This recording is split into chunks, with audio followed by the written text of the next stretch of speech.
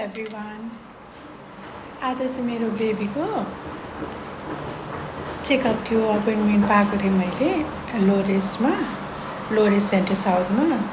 अनि आजबाट उसलाई family doctor पनि अपोइन्ट भयो अनि उसलाई अब रेगुलर चेकअप हुन्छ। तर कस्तो के मेरो बेबी हतपति रुँदैन भन्नाले त्यस्तो रुँदैन हिरिके भएर। तर उसलाई अस्ति 24मा उसको भ्याक्सिन थियो, 1 इयरको भ्याक्सिन।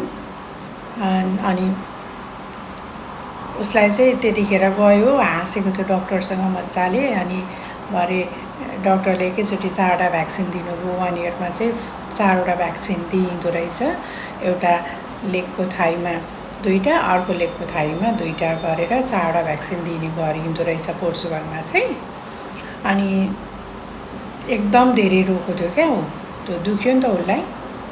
अनि आज पनि गयो अनि आज पनि उसले त्यस्तै इन्भाइरोमेन्ट फिल गर्यो कि डक्टरको अगाडि, नर्सको अगाडि म बसेँ उसलाई लिएर। अनि सबै ड्रेसहरू ओपन गर्न लगाउनु भयो, उसको लुगाहरू खोल्दै डायपर खोल्दै। अनि त्यसरी उसलाई मैले वेट नाप्नको लागि वेट मेसिनमा राख्दाखेरि अनि त्यहाँदेखि रोएन। उसले आफ्नो मेजरमेन्ट प्रपरली गर्न दियो। यति धेरै रोयो जबसम्म झन्नै 40 to 45 मिनट जति लाग्यो होला।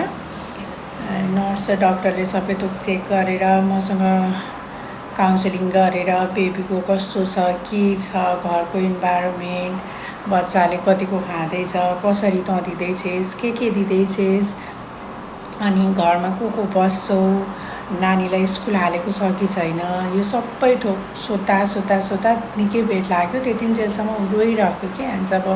अनि उसलाई लास्टमा सबै थोक चेक गरिसके पछाडि उसलाई लुगा लगाइदिए भनेर भनेपछि डक्टरले मैले लुगा लगाइदिँदा नि अलिअलि रुँदै थियो। अनि लुगा लगाइसकेर जब उसलाई मैले काम गराउनको लागि मेरो सोल्जरमा राखेँ अनि मात्रै हल्का चुप लागेको।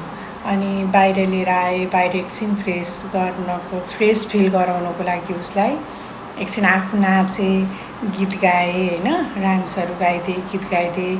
अनि नाचिदिएँ उसको अगाडि। जब म बस पर्खिरहेको थिएँ, म र हस्बेन्ड तिलकसँगै गएको थियौँ। अनि सबै थोक गरेँ, त्यही पनि कस्तो अलिकति स्माइल गरेर पनि न्यास्स परिरहेको थियो कि बिचरा। फर्स्ट टाइम फिल गरेको उसलाई अगाडिको इन्भाइरोमेन्टले पनि त्यति धेरै असर गर्दो रहेछ। त्यही भएर बच्चालाई मैले चाहिँ आज के फिल गरेँ भने बच्चालाई हामीले